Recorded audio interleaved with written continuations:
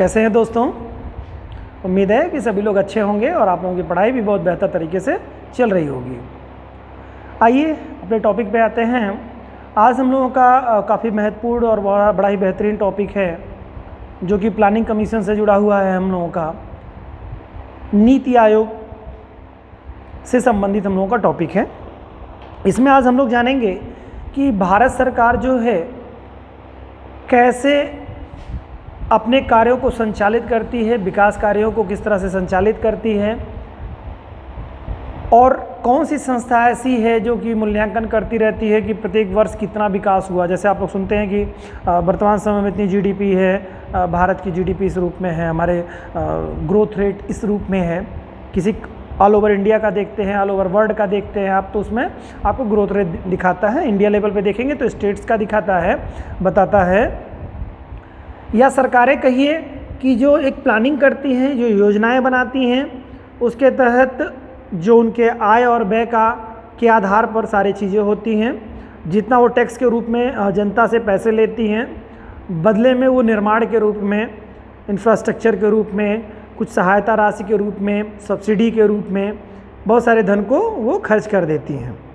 तो आज का जो विषय है वो काफ़ी अर्थव्यवस्था से जुड़ा होने के नाते काफ़ी महत्वपूर्ण विषय है। जैसे हम लोगों ने बाकी के लास्ट टॉपिक्स देखे, काफ़ी अच्छे और रोचक तथ्य थे और वो एग्ज़ाम के पॉइंट ऑफ व्यू से भी काफ़ी महत्वपूर्ण थे। उसी तरह से ये टॉपिक भी आपका बहुत ही महत्वपूर्ण है। साथ ही साथ हम लोग नीति आयोग के साथ साथ आज हम लोग देखेंगे राष्ट्रीय विकास परिषद, नेशनल डेवलपमेंट काउंसिल के बारे में भी देखेंगे। तो आइए स्टार्ट करते हैं इस विषय को और जानने का प्रयास करते हैं कि कैसे कैसे इसकी संरचना हुई और कब कब ये अस्तित्व में रहा। जैसा कि आप जानते हैं कि अक्सर आप लोगों ने देखा होगा, किताबों में पढ़ा होगा कि योजना आयोग कोई ऐसा निकाय हुआ करता था कभी, यानी कहिए कि जो 2014 में नरेंद्र मोदी जी की सरकार आने से पहले की अगर हम बात करें, यानी पिछले इतिहास में हम जाएं तो 6-7 साल पहले अगर हम जाते हैं तो वहाँ पर दिखाई देता है हमको कि कोई ऐसी संस्था थी जो कि प्लानिंग का जो वर्क करती थी उसके हाथों में थी। यानी कि आज हमारे यहाँ जो नीति आयोग के पास जो रिस्पॉन्सिबिलिटी है, पहले किसी और संस्था के पास रिस्पॉन्सिबिलिटी थी जिसे हम योजना आयोग के नाम से जानते थे। योजना मतलब प्लानिंग। तो सरकारें क्या करती हैं, एक पूरे वर्ष का एक खाका मेंटेन करती हैं और वर्ष के साथ साथ ये अपनी जो 5 वर्ष के इनका जो सेवा काल होता है, जैसे कोई गवर्नमेंट जब चुन करके आती है तो वो 5 साल के लिए ही भारतवर्ष में जो व्यवस्था है 5 वर्ष के लिए रहती है। तो हर सरकार के लिए पहले जो प्लानिंग हुआ करती थी वो 5 वर्षीय प्लानिंग हुआ करती थी। यानी कि हम 5 वर्ष में जो सरकार चुन करके आती थी वो अपने एजेंडों को लेकर के आती थी और एजेंडों के आधार हुआ करते थे कि हम चुनावी मुद्दों में उस बात को वो प्रॉमिस करते थे जनता से कि हम आने के बाद सरकार में ये योजनाएं लाएंगे, इस तरह की व्यवस्था करेंगे। फिर उसी हिसाब से वो अपनी योजना आयोग को अपनी बातें बताते थे। योजना आयोग उसी हिसाब से प्लानिंग करता था 5 साल के लिए और प्रत्येक वर्ष उसका मूल्यांकन होता था। फिर आगे योजनाओं में कुछ कमी या उसमें वृद्धि की जाती थी। साथ ही साथ बीच में जो ज़रूरत पड़ने पर उसमें कुछ इम्प्लीमेंट भी किए जाते थे। कोई आपदा आ जाने पर भी उसके आधार पर चीज़ें बदलती रहती थी, परिवर्तित होती रहती थी। बहरहाल आज भी वही होता है, आज भी वही ऐसी ही चीज़ें हैं, लेकिन फ़र्क हो गया है, नाम में परिवर्तन हो गया है, थोड़ी सी जो कार्यशैली है उसमें थोड़ा बहुत परिवर्तन कह सकते हैं हो गया है। मूल रूप से यही हुआ है। ठीक है। तो सबसे पहले भारत में आर्थिक नियोजन की शुरुआत के बारे में हम चर्चा करेंगे कि भारतवर्ष में कब आया, या आज़ादी के बाद आया या आज़ादी से पहले आया था। ठीक है। तो कोई भी चीज़ एक दिन में तो आती नहीं है और भारत में जो है अंग्रेज़ों का शासन था, तो उस समय अंग्रेज़ों का जो शासन था वो बड़े सिस्टमेटिक वे से सारे शासन संचालन कार्यों को करते थे। तो वे लोग प्लानिंग कमीशन के बारे में भी उनकी कुछ प्लानिंग थी, लेकिन साथ ही साथ भारत की जो कांग्रेस थी, राष्ट्रीय कांग्रेस, वे या इसके अलावा जो बड़े अर्थशास्त्री रहे या कुछ जो एक तरह से कहिए कि व्यापारी वर्ग जो थे उन्होंने भी कुछ संगठनों का निर्माण किया जो कि आर्थिक विकास के लिए भारत के आर्थिक विकास में सहयोग के रूप में कार्य किया। फिर आगे चलने के बाद जब देश आज़ाद हो जाता है तो फिर नीतियाँ बनने लगती हैं, नीति योजना आयोग का गठन किया जाता है। ये तमाम सारे पहलू पहले इतिहास पे देखते हैं कुछ तथ्य के आधार पर जो एग्जाम में तथ्य पूछता है। भारत में नियोजन द्वारा आर्थिक विकास की अवधारणा सर्वप्रथम किसने मतलब जो है पेश की थी या लाई थी, तो ये बड़ी महत्वपूर्ण क्वेश्चन बनता है, यहीं से आपके क्वेश्चंस बनेंगे। तो ये टॉपिक आपका तथ्यात्मक भी है और काफ़ी इंपॉर्टेंट है, तो इस नाते इसको सीरियसली देखिएगा और इसकी नीति को समझने की कोशिश करिएगा। भारत में नियोजन तथा आर्थिक विकास की अवधारणा सर्वप्रथम एम विश्वेश्वरैया ने अपनी पुस्तक भारत के लिए नियोजन नियोजित अर्थव्यवस्था, ठीक है, जो कि पब्लिश हुई थी 1933 ईस्वी में, अभिव्यक्त हुई थी। सबसे पहले जिसे आर्थिक नियोजन का जो विकास है, यह जो अवधारणा जो विकास हुआ भारत में सबसे पहले, वो एम विश्वेश्वरैया महोदय की जो पुस्तक थी जिसका नाम था भारत के लिए नियोजित अर्थव्यवस्था, इनकी पुस्तक का नाम था, जिसमें इन्होंने भारत के लिए एक प्लानिंग करने की सबसे पहले अवधारणा दी थी 1933 ईस्वी में, ठीक है, जो इनकी पुस्तक आई थी। भारत में नियोजित आर्थिक विकास का आरंभ प्रथम पंचवर्षीय योजना से प्रारंभ मूल रूप से देखा जाए। अगर भारत आज़ादी के बारे में बात करेंगे तो आज़ादी में अगर हम देखेंगे तो सबसे पहले क्या होता है, जब भारत आज़ाद हो जाता है 1952 के बाद, मतलब 1947 के बाद, और जो योजनाएं इनकी क्रियान्वित तो सरकार चुन करके आती है, इलेक्शन हो जाते हैं और 52 से सरकार अपना कार्य संचालित करने लगती है, तब से पहली प्लानिंग वहीं से स्टार्ट होती है भारत की, ठीक है। इस पर चर्चा करेंगे। तो वो आर्थिक विकास का आरंभ क्या पंचवर्षीय योजना के रूप में देखें तो भारत में तभी से शुरू होता है। अभी मैंने आपसे जिक्र किया था कि 5 साल के लिए सरकार चुन के आती है, तो पंचवर्षीय योजना का प्रारंभ आज़ादी के बाद से, जब चुनाव होकर के नई सरकार गठित हो जाती है तब से मूल रूप से होता है, ठीक है। यानी पंचवर्षीय की योजना के साथ भारत का विकास प्रारंभ होता है। इसके अलावा अगर बात करें उसके आज़ादी से पहले से, आज़ादी के पहले की बात करेंगे तो भारतीय राष्ट्रीय कांग्रेस एक बड़ी संस्था थी जो भारतीय के हितों को लेकर के संघर्षरत थी, ने भारत में आर्थिक विकास के लिए एक राष्ट्रीय योजना समिति का गठन किया था, ठीक है। तो पूछा जा सकता है एग्जाम में क्वेश्चन आपको कि राष्ट्रीय कांग्रेस के द्वारा आर्थिक नियोजन के लिए आज़ादी से पहले कौन सी विकास योजना लाई गई थी, तो राष्ट्रीय विकास योजना समिति का गठन किया गया था, ठीक है, जिसका गठन किसने किया था, पंडित जवाहरलाल नेहरू की अध्यक्षता में हुई थी और 1938 में यह गठित की गई थी योजना, ठीक है। तो भारतीय राष्ट्रीय कांग्रेस के द्वारा राष्ट्रीय योजना समिति का जो गठन किया गया था पंडित जवाहरलाल नेहरू की अध्यक्षता में 1938 में। क्लियर, तथ्य ये हैं, ध्यान से सुन लीजिएगा। इसके अलावा बम्बई प्लान के बारे में देखिए कि मुंबई के कुछ उद्योगपतियों ने मिल करके एक मुंबई प्लान बनाया था, बॉम्बे प्लान के नाम से जिसे जाना जाता है, 1944 में था। ये भी एक आर्थिक विकास की एक योजना ही थी, ठीक है। तो बॉम्बे प्लान के बारे में भी आप लोग देख लीजिए। फिर इसके अलावा ये जो तैयार की गई थी, और इसके अलावा 1944 में तैयार की गई श्री मन्ना रायण द्वारा गांधीवादी योजना भी आर्थिक विकास से संबंधित थी। तो पूछा जा सकता है गांधीवादी योजना किससे संबंधित थी, तो आप बता सकते हैं इसमें श्री मन्ना रायण द्वारा स्टार्ट की गई थी, आर्थिक नियोजन से संबंधित एक प्लानिंग थी, कमीशन था, एक तरह से कहिए एक समिति थी, ठीक है। तो ये है। फिर इसके अलावा फिर आप देखेंगे 1945 में एम.एन. राय द्वारा निर्मित, 1945 में 1945 में एम.एन. राय द्वारा निर्मित जनवादी योजना तथा ये जनवादी योजना जो है यह भी एक तरह से प्लानिंग ही थी, ठीक है। सारी यहाँ पे जो लिखी गई हैं बच्चों सारी प्लानिंग ही है, ठीक है, ये योजनाएं हैं। तो 1945 में एम.एन. राय द्वारा निर्मित जनवादी योजना जो थी यह भी प्लानिंग कमीशन, मतलब एक तरह से कहिए प्लानिंग ही थी, विकास के लिए थी। ये आज़ादी के पहले की सारी चीज़ें हो रही हैं। इसके अलावा 1946 में गठित केसी नियोगी समिति, जिसके बारे में आप देख रहे हैं, केसी नियोगी समिति के आधार पर ही योजना आयोग का गठन हुआ था, और राष्ट्रीय विकास परिषद का भी केसी आयोग अभी हम लोग पढ़ेंगे, इस पर चर्चा करेंगे डिटेल में। तो ये वही केसी नियोगी जो समिति है वो वही है जिसके तहत मैंने बताया योजना आयोग का गठन हुआ और राष्ट्रीय विकास परिषद का भी गठन इसी योजना के तहत ही किया गया था। तो ठीक है, 1946 में गठित केसी नियोगी समिति की सिफारिश भी नियोजित आर्थिक विकास से ही संबंधित है। आर्थिक नियोजन से ही संबंधित 1950 में जयप्रकाश नारायण की एक योजना आई थी जिसे कहा जाता है सूर्योदय या सर्योदय योजना के नाम से जाना जाता है। तो इससे भी आप सोच सकते हैं कि जयप्रकाश नारायण ने 1950 में जो योजना दी थी किससे रिलेटेड थी, तो आर्थिक विकास से। ये तो कुछ तथ्य वाली बातें थी जो कि ऐतिहासिक पृष्ठभूमि को लिए हुए थी और इसको जानना बहुत ज़रूरी था। आइए हम प्लानिंग कमीशन के बारे में डिटेल में चर्चा करते हैं और समझते हैं क्या कैसे क्या रहा है और प्लानिंग कमीशन क्या। आज जो हम लोग नीति आयोग देखते हैं, नीति आयोग को जिसे national institute for transforming India के नाम से जाना जाता है, नीति आयोग के नाम से, जिसे संक्षेप में हम लोग नीति आयोग कहते हैं, ये क्या है, कब से अस्तित्व में आया, इसके बारे में चर्चा करते हैं। देखिए एक्चुअल में क्या हुआ कि जब भारत आज़ाद हुआ था तो भारत आज़ाद होने के बाद में जब संविधान लागू हुआ और सरकारें बनी और अपनी क्रियाएं संचालित करने लगे तो विकास के एजेंडे को लेकर के एक समिति गठित की गई थी जिसके बारे में अभी हम लोगों ने जिक्र किया था। 1946 में जो गठित थी केसी समिति के केसी नियोगी, देखिए यहाँ पे लिखा हुआ आपका केसी नियोगी समिति 1946 में गठित की गई थी। इस समिति की सिफारिश के आधार पर योजना आयोग का गठन किया गया था।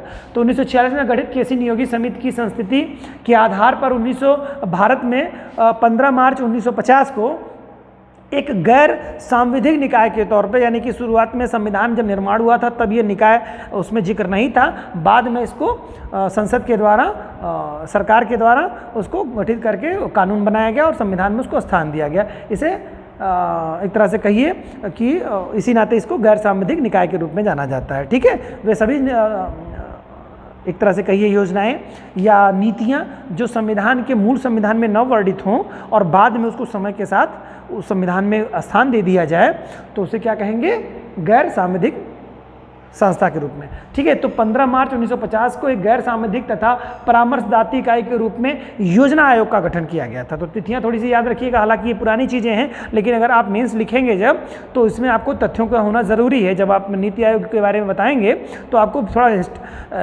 ऐतिहासिक पृष्ठभूमि में भी आपको जिक्र करना होगा। ठीक है, तो 15 मार्च 1950 को एक गैर सांविधिक तथा परामर्शदात्री इकाई के रूप में योजना आयोग का गठन किया गया। भारत में प्रधानमंत्री इसके मतलब जो योजना आयोग होता था इसके जो पदेन अध्यक्ष जो हुआ करते थे प्लानिंग कमीशन के, वो प्रधानमंत्री होते थे। उसी तरह से नीति आयोग आज भी आप देखते हैं तो ये पदेन अध्यक्ष ही होते हैं। तो यानी कि नीति आयोग या उसके पहले जो योजना आयोग था उसके भी प्रधानमंत्री क्या होते हैं, उसके अध्यक्ष होते हैं, उसकी अध्यक्षता प्रधानमंत्री महोदय करते हैं। ठीक है, तो ये तो उसके इतिहास के बारे में था, पदेन अध्यक्ष होते हैं तथा इस आयोग का एक उपाध्यक्ष। ठीक है, ये महत्वपूर्ण चीज़ें हैं, थोड़ा ध्यान रखिएगा। आज भी वर्तमान स्वरूप में भी इसी स्वरूप में ही है, नीति आयोग में भी इसका एक उपाध्यक्ष। ठीक है, इसके अलावा 3 पूर्णकालिक सदस्य और 3 अंशकालिक सदस्य होते हैं। ठीक है, तो कुल मिला के इसके आप देखेंगे कि एक तो प्रधानमंत्री इसकी अध्यक्षता करते हैं, एक उपाध्यक्ष इसको आपको मिलेगा और 3 पूर्णकालिक सदस्य और 3 अंशकालिक सदस्य। तो इस तरह से अगर देखा जाए प्रधानमंत्री को लेकर के कुल टोटल 8 सदस्य हो जाएंगे। ठीक है, कुल टोटल सदस्यों की संख्या 8 हो जाएगी। 3 पूर्णकालिक और 3 अंशकालिक सदस्य हो जाएंगे, एक उपाध्यक्ष होगा और एक अध्यक्ष प्रधानमंत्री। तो कुल मिलाकर के अगर देखा जाए तो 7 सदस्यीय निकाय है, अध्यक्ष को भी ले लेते हैं तो 8 सदस्यीय निकाय के रूप में ये कार्य करता था। आज भी स्थिति में क्या परिवर्तन है वो भी देखेंगे। और इसमें अगर आप देखेंगे इस जो समिति है यानी कि 3 सदस्यीय जो पूर्णकालिक और 3 अंशकालिक हैं सदस्यों में, इनमें 3 आपका मंत्रालय यानी वित्त मंत्री, रक्षा मंत्री और गृह मंत्री, ये तीनों इसके पदेन सदस्य के रूप में रहते हैं। ठीक है, इसकी हमेशा अध्यक्षता में इसमें बने रहते हैं। तो वित्त, रक्षा और गृह मंत्री इसके पदेन सदस्य होते हैं। अभी मैंने आपसे जिक्र किया। ठीक है, यानी कि ये इनका हमेशा बने रहते हैं, इस पे जो भी रहेगा उस समय तो इसके सदस्य हो जाएंगे। योजना आयोग के प्रथम उपाध्यक्ष, ठीक है, योजना आयोग जो था उसके प्रथम उपाध्यक्ष कौन थे, ये भी एग्जाम में पूछ सकता है। गुलजारी लाल नंदा थे। ठीक है, तो अब योजना आयोग जब गठित हुई थी तो उसके पहले उपाध्यक्ष कौन थे, गुलजारी लाल नंदा जी थे। जबकि अंतिम उपाध्यक्ष मोंटेक सिंह अहलूवालिया जी हैं। ठीक है, ये अंतिम उपाध्यक्ष जो है जब तक ये योजना आयोग था प्लानिंग कमीशन। अब इसके बाद में जब ये नीति आयोग बना तो संयोग से इन्हीं को ही उपाध्यक्ष पुनः बना दिया गया था। आगे इस बारे में चर्चा करेंगे। तो अभी तक तो बात हम लोग कर रहे हैं, मोंटेक सिंह अहलूवालिया थे इसके अंतिम उपाध्यक्ष। और पहले अगर बात करेंगे तो हमको कौन मिल जाएंगे, गुलजारी लाल नंदा जी मिल जाएंगे। और अध्यक्ष की अगर हम बात करेंगे योजना आयोग के, तो डेफिनेटली उसमें जो प्रधानमंत्री था वही रहेगा, तो पंडित जवाहरलाल नेहरू थे। तो ये आपको मालूम होना चाहिए कि उस समय पंडित जवाहरलाल नेहरू इसके अध्यक्ष थे, ठीक है। उसी तरह से नीति आयोग का अगर कहेगा तो नीति आयोग का एक तरह से कहिए कि प्रथम अध्यक्ष कौन था, तो मोदी जी हो जाएंगे, मोदी साहब हो जाएंगे। और उसी तरह योजना आयोग का अंतिम अध्यक्ष तो वो भी मोदी साहब हो जाएंगे, चूँकि उसमें वर्तमान समय वही थे, ठीक है। तो ये चीज़ें आपको मालूम होनी चाहिए। आइए देखते हैं आगे की बातें देखते हैं। इसके बाद में 15 अगस्त की जो डेट है, 15 अगस्त 2014 की जो डेट है, ये महत्वपूर्ण है। 15 अगस्त 2014 को आदरणीय प्रधानमंत्री नरेंद्र मोदी जी ने दिल्ली पर स्वतंत्रता दिवस के अवसर पर स्पीच में उन्होंने कहा था कि मतलब अब योजना आयोग ख़त्म करके इसकी नए कमीशन का गठन किया जाएगा। तो वो प्लानिंग फिर उसके बाद में करते हैं और फिर वो नीति आयोग का गठन होता है। तो वही तथ्य है यहाँ पे। 15 अगस्त 2014 को प्रधानमंत्री नरेंद्र मोदी ने योजना आयोग के स्थान पर एक नए आयोग के गठन की बात को कहा था, जो मंत्रिमंडल के एक प्रस्ताव के द्वारा 1 जनवरी, महत्वपूर्ण है बच्चों, एक प्रस्ताव के द्वारा 1 जनवरी 2015 को नीति आयोग के नाम से गठित किया गया। क्या कहा था उन्होंने कि अब योजना आयोग अस्तित्व में नहीं रहेगा, योजना आयोग को समाप्त कर दिया जाएगा। कब कहा था इन्होंने? 15 अगस्त 2014 को मोदी जी ने दिल्ली के लाल किले से इस बात की उद्घोषणा की थी। फिर इसके बाद में इस पर कार्य होता है और कार्य होने के बाद में संसद के द्वारा ये पारित कर दिया जाता है 1 जनवरी 2015 को, ठीक है। नीति आयोग के गठन की संस्तुति कर दी जाती है, ठीक। तो 1 जनवरी 2015 को, ठीक है, ये नीति आयोग का गठन हो जाता है। और इस संस्था को राष्ट्रीय परिवर्तन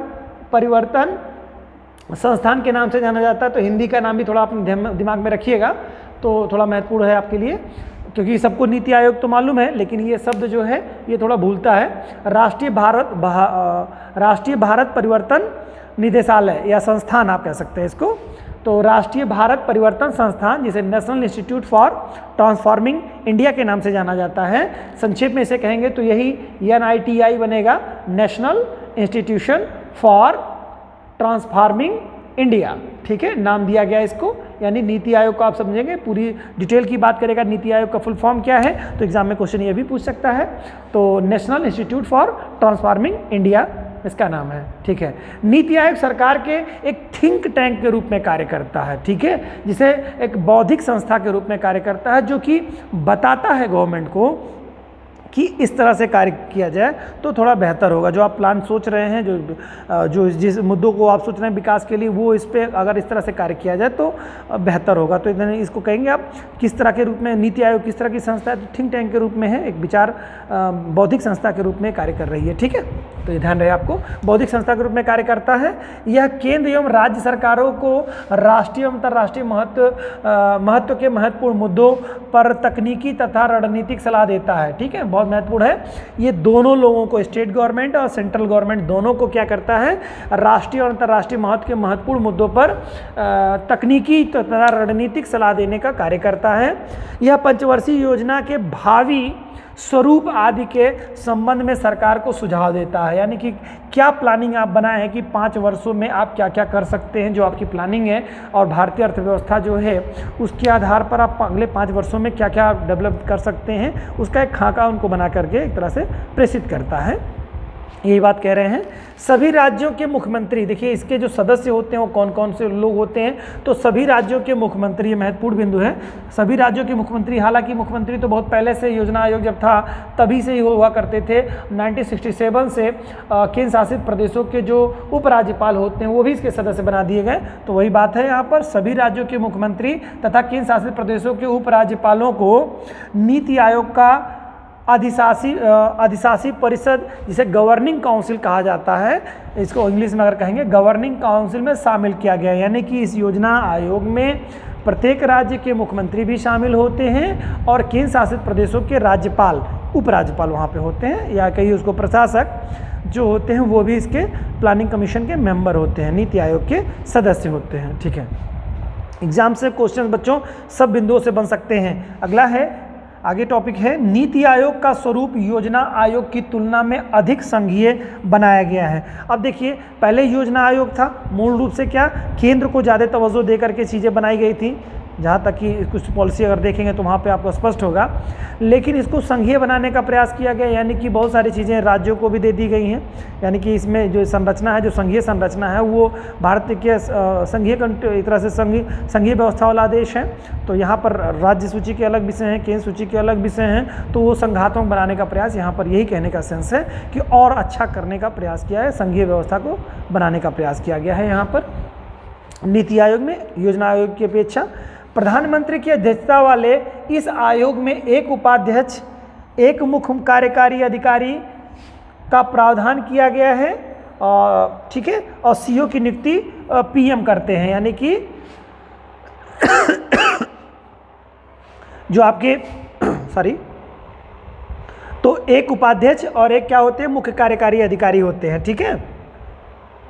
तो ये दो विषय जो हैं आप इसको ध्यान में रखिएगा कि इसमें से जो पद होते हैं वो 3 पद आपके काफ़ी महत्वपूर्ण होते हैं। एक तो प्रधानमंत्री महोदय का पद और एक उपाध्यक्ष का पद, और दूसरे जो सीईओ इसके होते हैं, एक तरह से कहिए कि कार्यकारी अधिकारी जो होते हैं, एक तरह से सरकारी अधिकारी, मुख्य कार्यकारी अधिकारी जो होता है वो भी काफ़ी महत्वपूर्ण पद होता है। और जो सीईओ की नियुक्ति जो करते हैं वो प्रधानमंत्री महोदय करते हैं, ठीक है। तो ये बात ध्यान रखिएगा। अभी आपसे क्वेश्चंस मिलेगा कि जैसे अमिताभ कांत के बारे में आप लोगों ने सुना होगा, तो वो क्या है, मुख्य कार्यकारी अधिकारी के रूप में है, ठीक है।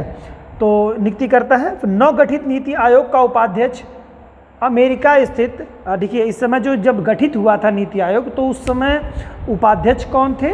देखिए अध्यक्ष तो हमेशा जानते हैं, जो पीएम रहेगा वही रहेंगे, तो उनके बारे में आप हमेशा दिमाग में अपनी बात रख लीजिए। तो जब गठित हुआ था तो गठन के समय कौन उस समय प्रधानमंत्री उपाध्यक्ष था और कौन उस समय वर्तमान सीईओ था, ये क्वेश्चन आता है। और इसमें वर्तमान में कौन है, इससे संबंधित क्वेश्चन आते हैं। तो ये देखिएगा आप लोग, उस समय जब नौ गठित किया गया था 2014 में, 2015 में जब अस्तित्व आया था 1 जनवरी 2015 में, तब वहाँ पर क्या हुआ था, उसके जो उपाध्यक्ष थे वो क्या था, उसमें जो अरविंद पनगड़िया के बारे में आप लोगों ने सुना होगा, तो जो कि अभी भी कार्यरत हैं। तो नॉन गठित समिति आयोग का उपाध्यक्ष अमेरिका स्थित कोलंबिया विश्वविद्यालय में कार्यरत प्रोफेसर अरविंद पनगड़िया। तो देखिए कहने का यहाँ पे सेंस है कि अमेरिका में स्थित कोलंबिया जो विश्वविद्यालय था वहाँ के प्रोफेसर थे, ठीक है, वहाँ के प्रोफेसर थे अरविंद पनगड़िया, जिनको नीति आयोग का उपाध्यक्ष बनाया गया था, ठीक है।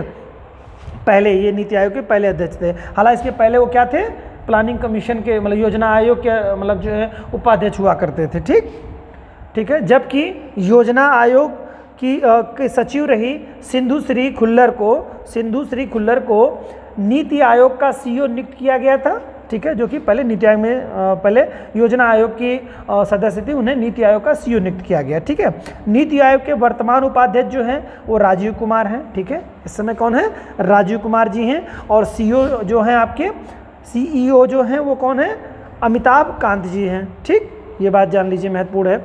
और कुछ सुधार भी किए गए, वो भी तथ्य थोड़ा ध्यान रखिएगा। 7 जून 2018 को नीति आयोग का पुनर्गठन करते हुए सरकार ने इसके पदेन सदस्यों की संख्या 5 कर दी है, जो कि पहले ज़्यादा थी। आपने 3-3-6 देखा था ना, और एक 7 सदस्य हुआ करते थे, तो उनकी संख्या 5 कर दी है। जबकि पूर्णकालिक ये पदेन सदस्यों की बात कर रहा है, तो पहले 3 पदेन सदस्य हुआ करते थे, जिसके बारे में भी बात की गई ना, जी तीनों वित्त मंत्री जो हुआ करते थे, तीनों मंत्री जो हुआ करते थे, रक्षा मंत्री, वित्त मंत्री, गृह मंत्री, तो उनकी सदस्यों की संख्या 5 कर दी गई है।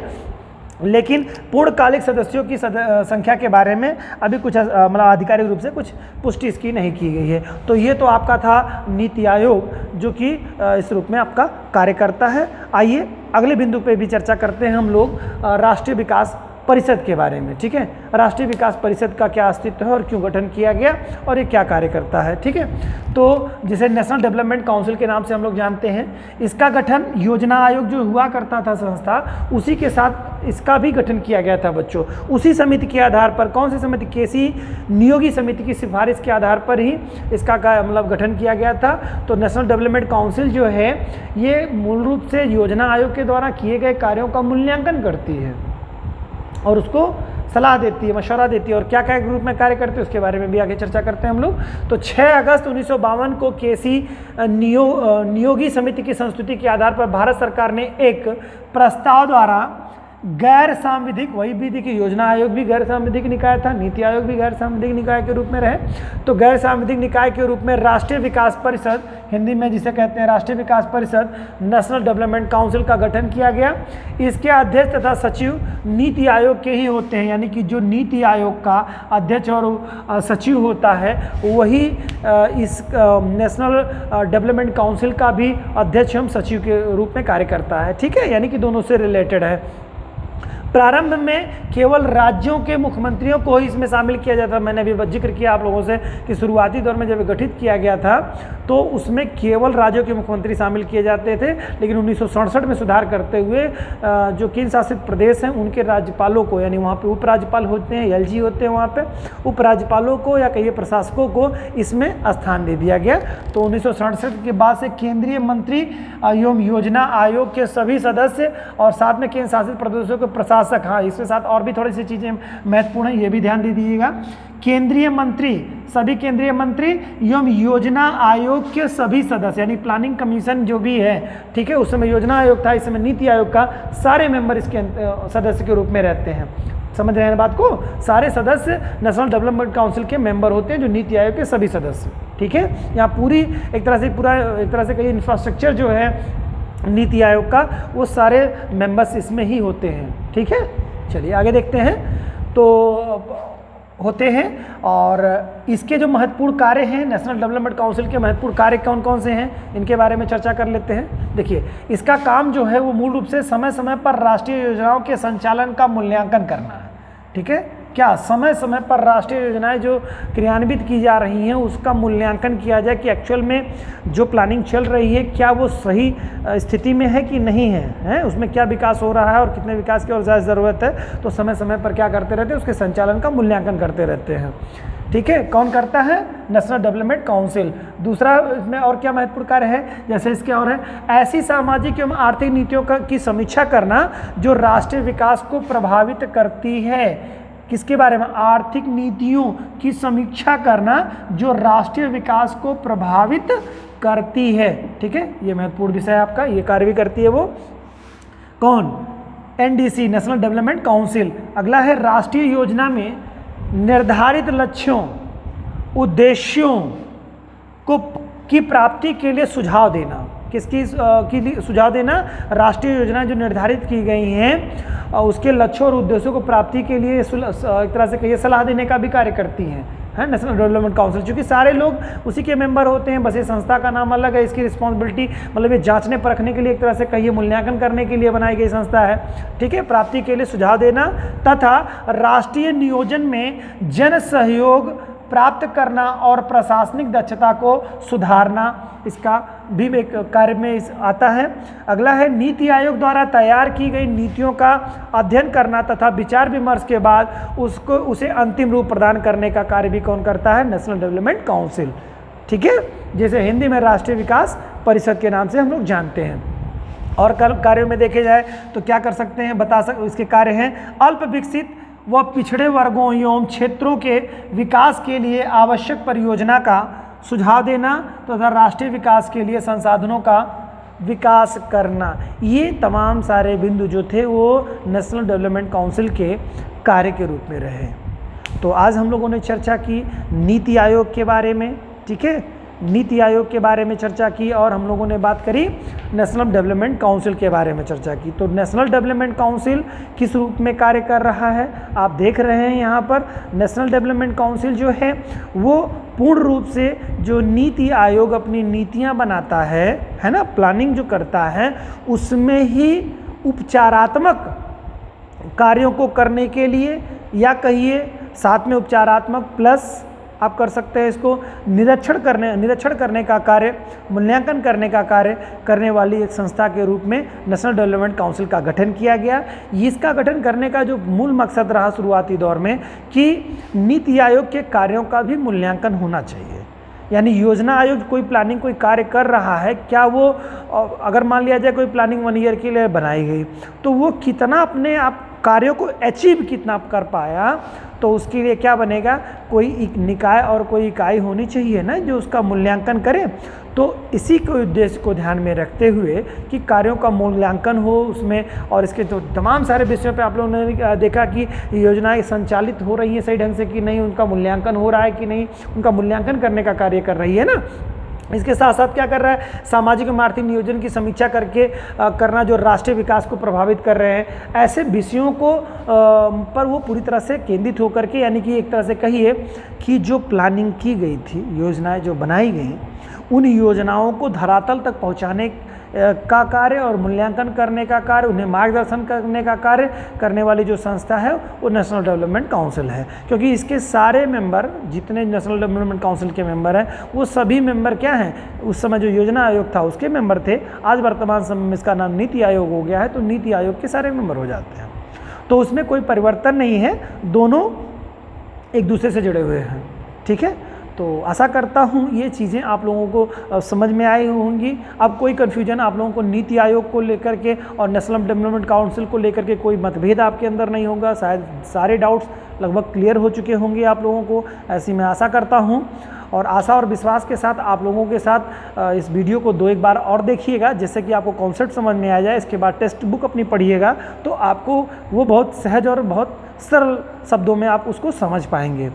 इसी तरह से आप उसको कंटिन्यू, जो भी टॉपिक्स आप लोगों को सिस्टमेटिक वे से हम लोग बच्चों पढ़ा रहे हैं, आप लोगों को हर चीज़ योजनाबद्ध तरीके से, जैसे प्लानिंग, सरकार अपनी योजनाएं बना करके प्लानिंग कमीशन जो गठित करता है, अपनी योजनाएं बनाता है प्रत्येक वर्ष में हम क्या करेंगे, उसी तरह से हम लोगों की जो कक्षाएं प्रत्येक विषयों की जो चल रही हैं, उसमें भी हम लोगों ने इस बात का पूरा ध्यान रखा है कि हर वो कक्षाएँ, हर विषय की कक्षाएँ एक सिस्टमेटिक वे से आपको मिलें। अभी तक आप लोगों ने ये जान लिया होगा, समझ में आ गई होगी बातें आपको कि किसी भी विषय को हम लोग छोड़ के नहीं पढ़ा रहे हैं। हम लोग पूरे टॉपिक को, अगर चाहे वो पॉलिटिकल साइंस हो, चाहे वो ज्योग्राफी हो, चाहे वो हिस्ट्री हो, चाहे वो इकोनॉमिक्स हो, चाहे वो इंग्लिश की कक्षाएँ हों, जो 5 सब्जेक्ट आप लोगों को अभी मिल रहे हैं, ये सभी कक्षाएं आपको एक योजनाबद्ध तरीके से मिल रहा है। आगे के दौर में हम लोग देखेंगे कि हिंदी की कक्षाएं भी आप लोगों को संचालित होने वाली हैं, कुछ एक दिनों में वो भी कक्षाएं आपको मिलनी शुरू हो जाएंगी। फिर रीजनिंग की कक्षाएं भी आप लोगों को संचालित की जा रही हैं। फिर उसके बाद में ये कंप्लीट होने के बाद में कोई भी टॉपिक कंप्लीट होगा, फिर आप लोगों को अंतरिक्ष प्रौद्योगिकी वगैरह, साइंस टेक वगैरह के बारे में हम लोग पढ़ेंगे। ऐसे करते हुए हर वो सब्जेक्ट जो भी उठाया जाएगा बच्चों संस्था के द्वारा, वो क्या किया जाएगा, पूरी तरह से क्लियर कॉन्सेप्ट बेस पढ़ाया जाएगा। मैंने अभी आपसे कहा कि जो आप लोगों ने इसका इतिहास देखा तो उससे आपको समझ में आ गया होगा कि सिस्टमेटिक वे से है। अब आप लोगों को करना क्या है कि बस चरणबद्ध तरीके से सारी कक्षाएं देखते जाइए, और कोई टेक्स्ट बुक उठाइए, कोई भी टेक्स्ट बुक उठाइए, आप उसको समझने में बहुत सरलता होगी।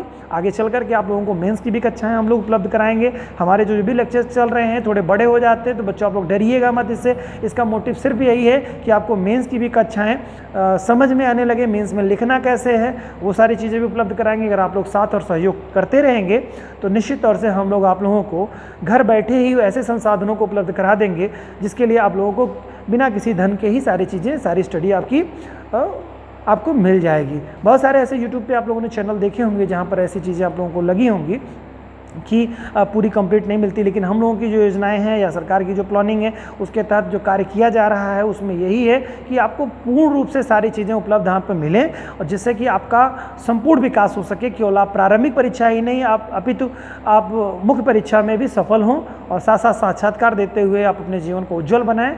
इसी आशा के साथ आज के वीडियो की समाप्ति करता हूँ। धन्यवाद।